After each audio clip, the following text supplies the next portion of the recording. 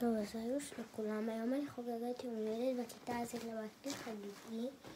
יש לי כאן לב במכנסיים. אני הולכת לשים בושם ואני לא נעליים ואני אחזור לכם. טוב, אז שמתי נעליים.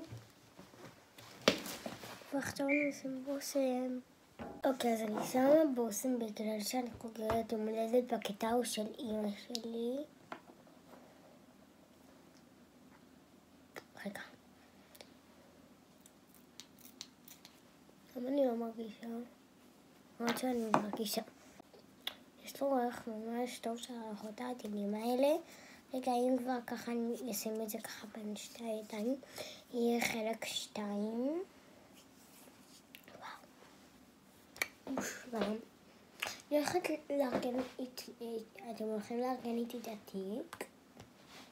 אני צריך תחזירים.